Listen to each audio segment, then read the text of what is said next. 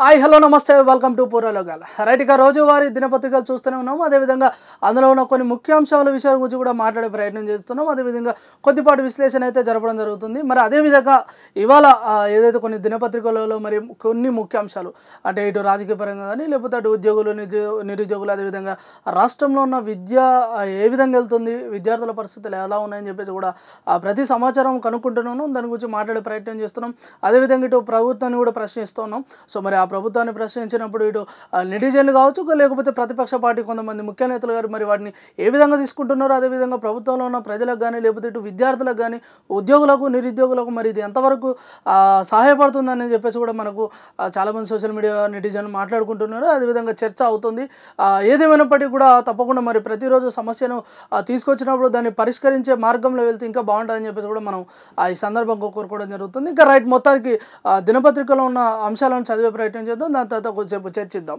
ఇక main heading చూసుకుంటే కనుక మనకు మొదటి దినపత్రికలోనే సీఎం మంత్రులు మళ్ళీ ఇక్కడ 2 లైన్లు ఉన్నాయి, కొద్దిగా అబ్జర్వ్ అయ్యారు. కోమటిరెడ్డిని బదనాం చేస్తున్న రేవంత్, జగన్ ఇంటికాడ రేవంత్ కామెంట్స్, మంత్రి వెంకటరెడ్డి ఆదేశాలతోనే కూల్చివేతలు, మంత్రి పొంగులేటి రాయబారంతో నిలిపివేత, సీఎం శాఖలో మంత్రి పెత్తనంపై విమర్శలు. ఇక మీడియా చిట్చాట్లో రేవంత్, కేబినెట్ విస్తరణపై సీఎం డిప్యూటీ త్వరలో మాట. అయితే ఇక్కడ అసలు ముచ్చట ఏంటంటే ఇప్పుడు ఏదైతే గతంలో మనం అంటే గత ప్రభుత్వం బీఆర్ఎస్ ప్రభుత్వం ఉన్నప్పుడు చాలామంది రాజకీయ నేతలు కానీ లేకపోతే కొంతమంది మీడియా మిత్రులు కూడా చాలా వరకు ఇటు దినపత్రికల్లో చూసినా లేదంటే అదేవిధంగా ఇటు వార్తాపత్రికల్లో ఎక్కడ చూసినా టీవీలలో బ్రేకింగ్ చూసినా కూడా ఒకటే, కాంగ్రెస్లో వాళ్ళకే గొడవలు ఉంటాయి, కాంగ్రెస్ పార్టీలలో కార్యకర్తలకు ఏ విధంగా అయితే గొడవలు ఉంటాయో అదేవిధంగా అక్కడ పార్టీలో ముఖ్యమైన నేతలకు కూడా గొడవలు ఉంటాయనే విషయం అందరూ తెలిసిందే. అయినప్పటికీ కూడా గత అసెంబ్లీ ఎన్నికలలో అసలు ఆ గొడవలు ఎక్కడికి పోయినో ఆ శత్రుత్వం ఎక్కడికి పోయిందో తెలియదు. కానీ మొత్తానికి చూసేసరికి ఇలా తెలంగాణ రాష్ట్రంలో కాంగ్రెస్ ప్రభుత్వం ఏర్పడ్డది. ఇక అది మంచో చెడో తెలియదు కానీ ఇక అది అంటారు చూడు కొంతమంది కలిసి వచ్చింది అన్నట్టుగా మరి ఆ కలిసి వచ్చుడు ఇలా కాంగ్రెస్ పార్టీ కూడా కలిసి వచ్చిందనే చెప్పొచ్చు. రైట్. అయితే ప్రభుత్వం ఏర్పడ్డ తర్వాత కూడా మరి అదే విధంగా ఉన్నదా లేదా కొద్దిగా మారిందంటే లేదు. ప్రభుత్వం ఏర్పడ ముందుకు ఏ విధంగా గొడవలు ఉన్నాయో ఇవాళ ప్రభుత్వం ఏర్పడ్డ కూడా మరి అదే గొడవలు మొదలైనవి చెప్పుకోవచ్చు. రైట్. ఇక్కడ కొన్ని అంశాలను చూసినప్పుడు మీకు అర్థమయ్యే ఉండొచ్చు. ఇక్కడ ఫస్ట్ లైన్ చూసుకుంటే కోమటిరెడ్డిని బదనాం చేస్తున్నారు రేవంత్. ఇప్పుడేందండి ఇలా సీఎం ఉన్నప్పుడు కాదు, గతంలో వారు టీపీసీసీ ఉన్నప్పుడు కూడా గదే బదనాం, వాళ్ళే కొట్టుకునేది, వాళ్ళే తిట్టుకునేది. మళ్ళీ తెల్లారితో మాత్రం కాంగ్రెస్లో అసలు మా అంత దోస్తాన్ని ఇవ్వలేదు, మేము తప్ప అసలు ప్రజలకు ఎలాంటి రాజకీయ కూడా మా అంత సేవలు అసలు ఇవ్వలు చేయరని చెప్పేసి కూడా మళ్ళీ ఇటు బాత్కానీలు కొట్టుడు. ఇగో ఇది మన రేవంత్ సర్కారు ఆలోచన విధానం. రైట్. ఇక నెక్స్ట్ చూసుకుంటే కనుక మంత్రి వెంకటరెడ్డి ఆదేశాలతోనే కూల్చివేతలట. ఇంకా మరి ఆదేశాలు ఎవరిస్తాలో ఏం చేస్తాలో తెలుస్తారు. కానీ మొత్తానికి కానీ ఇక్కడ చూసుకుంటే కనుక ప్రభుత్వాన్ని అంటే ఒక ప్రభుత్వానికి చెడు పేరు వచ్చే విధంగా అయితే వీరు చేసే పనులు అయితే ఇక్కడ మంత్రులు కానీ లేకపోతే కొంతమంది ఎమ్మెల్యేలు కానీ చేసే పనులు మాత్రం అదే విధంగా ఉన్నాయని కూడా మనం ఈ సందర్భంగా చెప్పొచ్చు. ఇక నెక్స్ట్ చూసుకుంటే కనుక మంత్రి పొంగులేటి రాయబారంతో నిలిపివేత. ఇక్కడ ఒకటి సీఎం రేవంత్ రెడ్డి గారితో మంత్రులకి తప్పకుండా ఎలాంటి అభివృద్ధి పనులు చేసినా రాష్ట్రంలో ఎలాంటి సంక్షేమ పథకం పెట్టినప్పుడు కూడా సీఎం ఆదేశాలతో తప్పకుండా మంత్రులు వారి యొక్క అనుభవాల్ని అదేవిధంగా ఆదేశాలను తీసుకొని ప్రజలకు అభివృద్ధి పనులు చేయడం జరుగుతుందండి. అది ఇదొకొచ్చి మనకు ప్రోటోకాల్, ఒక తెలంగాణ రాష్ట్రంలో కానీ రాజకీయాల్లో ఈ ప్రోటోకాల్ అనేది తప్పనిసరి.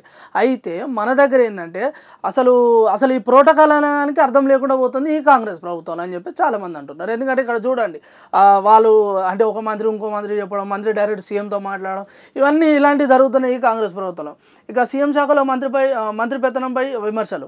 ఎందుకంటే ఇప్పుడు ఒక మంత్రి పదవి అన్నప్పుడు ఆ మంత్రి పదవిలో ఆ రాజకీయ నాయకునికి ఎంత అనుభవం ఉన్నది, ఏం చేశాడు, గతంలో పార్టీకి ఏ విధంగా పని చేశాడు, మరి ఇప్పుడు ఏ విధంగా చేస్తున్నారు, ఒకవేళ ఈ మంత్రి అర్హతను కనుక వారికి ఇస్తే తప్పకుండా దీన్ని కాపాడతారా లేదా అని ఒక ఆలోచనలో ఉండాలి అని చెప్పేసి అన్నారు. కానీ అయినప్పటికీ కూడా ఇవాళ ఇచ్చినటువంటి ఈ మంత్రి పదవులు ఎవరైతే ఉన్నారో ఆ మంత్రి పదవులకు వారు సరికాదని చెప్పేసి కూడా చాలామంది నేతలు విమర్శిస్తున్నారు. రైట్. ఇక నెక్స్ట్ మీడియా చిట్చాట్లో రేవంత్, కేబినెట్ విస్తరణపై సీఎం డిప్యూటీతో మాట. ఇంకా అంటే ఇప్పుడు మనకు ఆల్రెడీ ఇంకా మీరు చూసుకో హోంశాఖ లేదు, విద్యాశాఖ లేదు. సో వీటికి ఏంటి మరి ఇంకా ఏం చేయబోతున్నారు ప్రభుత్వం, మరి ఎలాంటి అంటే ఎవరికి పెడితే బాగుంటుంది రాజకీయాల్లో. ఇప్పుడు దాదాపు మనం చూసుకోవచ్చు జీవన్ రెడ్డి గారు, మరి వీరు కూడా ఏమైనా మంత్రి పదవి ఇచ్చే అవకాశం ఉందా అని చెప్పేసి కూడా చాలామంది అనుకుంటారు. ఎందుకంటే కాంగ్రెస్ పార్టీలో చాలా సీనియర్ లేదు కాబట్టి. రైట్. ఇక మనం వెళ్తూనే ఉన్నాం. నెక్స్ట్ చూసుకుంటే కనుక మనకి ఇక్కడ ఒక మంచి హెడ్లైన్ కనబడుతుంది, టీడీపీ వాళ్ళే కాంగ్రెస్ గెలిచింది. అవునా, మరి తెలంగాణ ప్రజలు ఎట్లా గెలిపించారు? అంటే తెలంగాణ ప్రజలు గెలిపేయలేదా? పక్క రాష్ట్రం ఉన్న ఆంధ్రప్రదేశ్లో టీడీపీ కార్యకర్తలు వచ్చి ఓట్లేసిలా? ఎట్లా చెప్తారా నాకు అర్థం కాదు. టీడీపీ వాళ్ళైనా కాంగ్రెస్ గెలిచిందంట. ఇక చూడరు తెలంగాణలో గెలుపుపై రేవంత్ సంచలన వాక్యాలు. తెలుగుదేశం పార్టీకి 10% ఓటు బ్యాంక్ ఉంది. వాళ్ళ పోటీలో ఉండే మాకే నష్టం జరిగేది. మేము అధికారంలోకి వచ్చి ఉండేవాళ్ళం కాదు. కాంగ్రెస్ బీఫామ్ మీద గెలిచిన వాళ్ళకే మంత్రి పదవులు. రుణమాఫీకి రేషన్ కార్డు ప్రతిపాదక కాదు. త్వరలోనే రుణమాఫీపై తుది ప్రకటన. ఇంకెప్పుడు ఇస్తారండి రుణమాఫీ? మొన్నటిదాకానేమో అసలు గెలిచిన తర్వాత 10 రోజులకే రుణమాఫీ 2 లక్షల దాదాపు 2 లక్షల రుణమాఫీ చేస్తున్నారు ప్రతి వారికి. కానీ ఎన్నికలు ఏదైతే ప్రభుత్వం ఏర్పడిన తర్వాత దాదాపు 3 నెలలు గడిచినప్పటికీ కూడా అసలు ఆ విషయం కనీసం ఇటు మీడియాలో కానీ లేకపోతే అదేవిధంగా వార్తాపత్రికల్లో కూడా కనీసం దాని గురించి ఒక హెడ్లైన్ కూడా రాయలేదు. దాని తర్వాత మొన్నదాకా మాట్లాడితే ఏమన్నారంటే మాకు ఎలక్షన్ కోడ్ ఉందండి, ఎలక్షన్ కోడ్ ఉన్నప్పుడు మేము ఇలాంటి ఎలా మేము అమలు చేస్తామని అన్నారు. ఇవాళ ఎలక్షన్ కోడ్ అయిపోయింది. ఎలక్షన్ కోడ్ అయిపోయి దాదాపు 1 నెల రోజులు అయినప్పుడు కూడా ఇవాళ రుణమాఫీ లేదు. మొన్న కేబినెట్ మీటింగ్లో కూడా అన్నారు రుణమాఫీ చేస్తాం. ఎక్కడైందండి?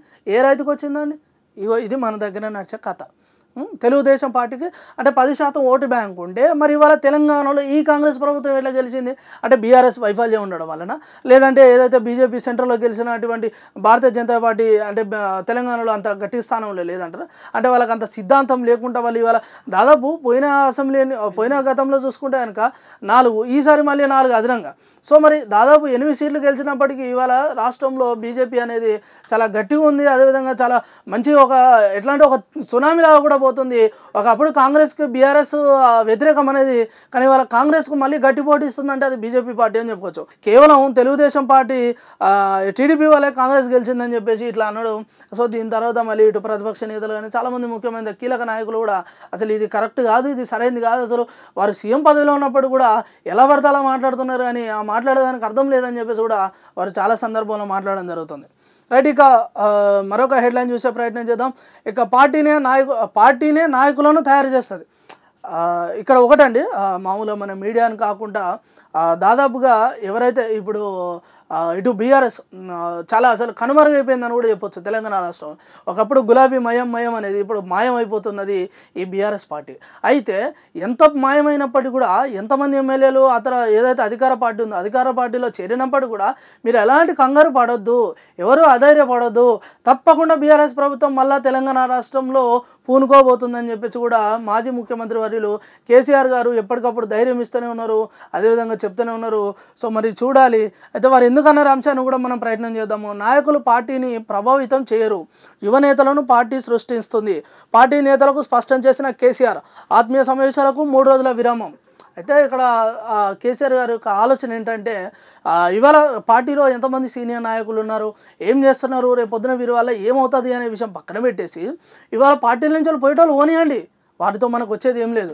కానీ ఈ తెలంగాణ రాష్ట్రంలో ఈ తెలంగాణ ప్రభుత్వం మళ్ళీ ఏర్పడాలి అంటే ఈ బీఆర్ఎస్ ప్రభుత్వం మళ్ళీ పూనుకోవాలి, అదేవిధంగా ప్రజలకు న్యాయం చేయాలి, విద్యార్థులకు న్యాయం చేయాలి, రైతులకు మంచి వరి యొక్క పంటకి మంచి జరగాలి అంటే తప్పకుండా బీఆర్ఎస్ ప్రభుత్వం ఏర్పడాలి. ఈ బీఆర్ఎస్ ప్రభుత్వం ఏర్పడాలి అంటే అది కేవలం ఒక యువతగా సాధ్యమవుతుంది. ఆ యువత మళ్ళీ పార్టీలో చేరడం కానీ లేకపోతే ఇవాళ ఉన్న కార్యకర్తలను నేటి రాజకీయ నేతలుగా చేయడానికి మాజీ ముఖ్యమంత్రి వర్యులు కేసీఆర్ గారు అయితే చాలా ఆలోచనతో ఒక ఆలోచనతో కూడా ఉన్నారని కూడా మనం ఈ సందర్భంగా చెప్పొచ్చు. రైట్, ఇక నెక్స్ట్ చూసుకుంటే కనుక ఇక్కడ మీరు ఇంకొక అంశం చూడవచ్చు. పొంగులేటి ఇలాకాలలో నీళ్ళ కోసం ఇదైతే అన్యాయం అండి, మరి దారుణం అంటే దారుణం. ఎందుకంటే ఏదైతే ఈ అసెంబ్లీ ఎన్నికల సమయంలో ఉన్నదో ఈ అసెంబ్లీ ఎన్నికల సమయంలో పొంగులేటి గారు ఇప్పుడు మంత్రిగా ఉన్నటువంటి పొంగులేటి గారు ప్రతి గ్రామానికి ఈవెన్ ఒక చిన్న గ్రామాలలో అంటే తండాలు అంటాం మనం, తండాలకు కూడా వెళ్ళి ప్రజలతో మాట్లాడడం, ప్రజలతో మంచి చెడు కనుక్కోవడం, వారికి అది చేస్తాం ఇది చేస్తాం 6 గ్యారంటీలతో మీ కుటుంబాలను అసలు ధనికులని చెప్తామన్న ఈ పొంగులేటి ఇవాళ చూడండి మరి వాళ్ళ ఇలాకాలో అంటే తమరు మంత్రివర్యులు ఉండే ఇలాకాలో చూడండి నీటి గోస ఏ విధంగా ఉన్నదంటే 5 నెలలుగా రాని మంచినీరు అండి, కేవలం వాడుకోవడానికి వచ్చే నీరు కూడా కాదు, మంచి నీరు తాగే నీరు కూడా రాలేదు మంత్రి ఉండే యొక్క ఇలాకాలో. పట్టించుకునే అధికారులు బిందెలతో రోడ్డు ఎక్కిన మహిళలు మరి ఎక్కరా అండి. ఇప్పుడు ఒకప్పుడు వారు అడిగారు మాకు తప్పకుండా మరి మేము ఓటేసామంటే మేము ప్రతిదీ అడుగుతాం, మాకు న్యాయం చేయాలని చెప్పేసి అన్నారు. అయినప్పటికీ కూడా ఇవాళ ఒక ఎమ్మెల్యే గెలిచారంటే అది వేరండి. ఎమ్మెల్యేగా చేయాలంటే మరి మంత్రులను అడగాలి, ముఖ్యమంత్రులను అడగాలి, ముఖ్యమంత్రి ఇంకా కేంద్రం అడగాలి, నిధులు రావాలి, అది చేయాలి ఇది చేయాలి, ఇదంతా ఓకే.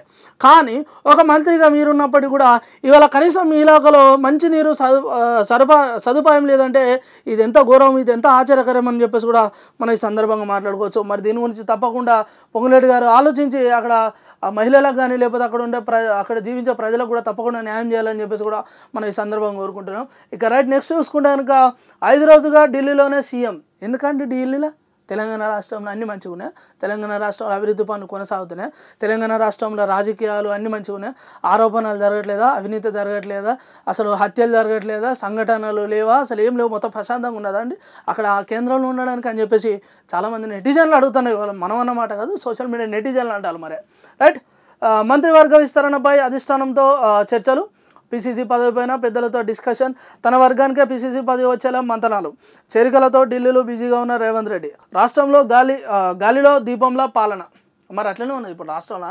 మీరు ఇక్కడ చూసుకుంటే కనుక రాష్ట్రంలో గాలిలో దీపం ఎప్పుడు ఉంటుందో ఎప్పుడు ఆరిపోతుందో ఏందో తెలియదు. ఇప్పుడు దీపం అన్నప్పుడు ఒక దిక్కు పెట్టాలి, కానీ గాలిలో చోట గాలిలో ఉన్నప్పుడు అది పెడితే ఏం లాభం ఉంటుంది, అది పోతుంది. గట్లనే ఉన్నాయి ఇప్పుడు తెలంగాణ రాష్ట్రంలో కాంగ్రెస్ ప్రభుత్వం పాలన కూడా గట్లనే ఉన్నాయని చెప్పేసి అనుకోవచ్చు. రైట్, అయితే ఇంకొక విషయం చూసుకుంటే కనుక ఇక్కడ మీరు ఏదైతే పీసీసీ పదవి పడిన అంటే ఇవాళ చూడండి, తెలంగాణ ప్రభుత్వంలో ఈ కాంగ్రెస్ ప్రభుత్వం ఏర్పడ్డ తర్వాత పీసీసీ పదవికి ఇటు మామూలుగా మనం చూసుకుంటే కనుక కాంగ్రెస్ ప్రభుత్వంలో ఇప్పుడున్న మంత్రివర్గం కానీ లేకపోతే ఎమ్మెల్యే వర్గం కానీ లేకపోతే కొంతమంది ముఖ్య నేత కార్యకర్తలు కూడా ఉన్నారు. మరి వారికి ఇవ్వచ్చు కదా పీసీసీ పదవి, వారికి ఇవ్వరు. కేవలం వారికి ఎవరైతే అనుగుణంగా ఉంటారో, ఎవరైతే మాట వింటారో, ఎవరైతే తప్పకుండా ఒక టైంలో వీరు చెప్పగానే సరే అదే చేద్దాం అన్నట్టుగా ఉంటారో వారికి మాత్రం ఈ పదవి ఇచ్చే అవకాశాలు ఎక్కువ ఉన్నాయని కూడా ప్రతిపక్ష పార్టీలు అంటున్నారు. మరి వీరు ఏం చేస్తారో అది కూడా మనం చూడాల్సిన అవసరం అయితే ఎంతగానో ఉన్నది. సో అదే అండి, ఇక ఎన్ని దినపత్రికలు చూసినా ఎలాంటి అంశాలను చదివినా కూడా మనకు తెలంగాణ రాష్ట్రంలో ఒకటే కనబడుతుందండి, కాంగ్రెస్ ప్రభుత్వం. మనం ఎవరూ కాంగ్రెస్ ప్రభుత్వానికి వ్యతిరేకం కాదు, కానీ కేవలం తెలంగాణ ఉన్న రాష్ట్రంలో ఉన్న రాజకీయాలను అదేవిధంగా కొన్ని వాస్తవ పరిస్థితులను చూసుకొని మాట్లాడితే తెలంగాణ రాష్ట్రంలో ఇంకా అభివృద్ధి పనులు మొదలు కాలేదు. తెలంగాణ ప్రభుత్వంలో కాంగ్రెస్ ప్రభుత్వం వారు ఇచ్చిన హామీలు ఇక జనాలకు ఎంతవరకు కూడా అందలేదని చెప్పేసి కూడా చాలా క్లియర్ కట్గా ప్రతిరోజు టీవీలో బ్రేకింగ్లో కానీ దినపత్రికలో కూడా మనం చూస్తూనే ఉన్నాం. అదేవిధంగా అక్కడ అవుతూనే ఉన్నాయి. అయితే ఇక్కడ ఈ పార్టీకి సంబంధించిన నేతలను ఆ పార్టీ మారడం, చేరడం, వారిని తీసుకోవడం, వారికి ఒక పదవిని ఇవ్వడం ఇలాంటివి కాకుండా మరి ఇవాళ గెలిచి దాదాపు 190 రోజులు అంటే దాదాపు ఒక 6 నెలల సమయం గడిచినప్పటికీ మరి జనాలకి మనం ఏం చేస్తామని చెప్పేసి కూడా ఒకసారి వారు ఆలోచించి తప్పకుండా ప్రజలకు ఏవైతే హామీలు ఇచ్చారో హామీల విధంగా ముందరికెళ్తే ఇంకా బాగుంటుందని చెప్పేసి కూడా ఈ సందర్భంగా సోషల్ మీడియా నెటిజన్లు కోరుకుంటున్నారు. అదేవిధంగా ప్రతిపక్ష పార్టీలో కొంతమంది కీలక నాయకులు కూడా అంటున్నారు. సో మరి దాన్ని ఈ కాంగ్రెస్ ప్రభుత్వం ఏ విధంగా తీసుకుంటుందో రేపు భవిష్యత్తులో చూడాల్సిన అవసరం ఎంతగానో ఉన్నాయని కూడా మనం ఈ సందర్భంగా చెప్పుకోవచ్చు. రైట్, మొత్తానికి ఇది ఇవాళ మన దినపత్రికలోని యొక్క అంశాలు. మరొక దినపత్రికతో మళ్ళీ కలుద్దాం. అంతవరకు చూస్తూనే ఉండాలి మన పూర్వాలుక. Stay tune.